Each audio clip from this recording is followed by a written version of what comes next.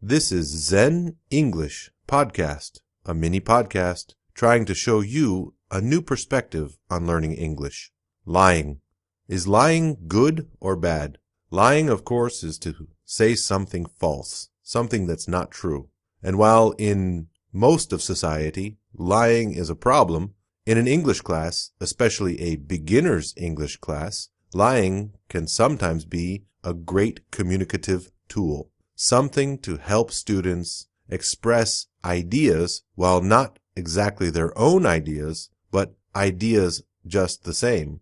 That will allow students to further communication, continue on with the exercises and activities, and practice a lot of useful language. Lying is creating.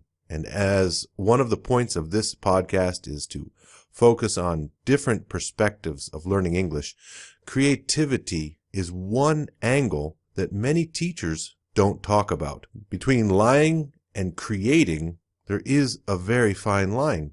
So by giving yourself the license and freedom to stretch the truth, to exaggerate, to say things that aren't true, you can use the powers of creativity along with circumlocution in order to provide great, interesting, and vivid content to the exercises and activities that you are doing in your English classes. You will remember that in a previous podcast, we've talked about circumlocution and its power to help you create content and ideas, and its usefulness in helping you move the communication along, be it written communication or spoken. I usually tell my students, lie if you have to. The important thing, especially in a beginner's class, is to get the communication rolling and out there.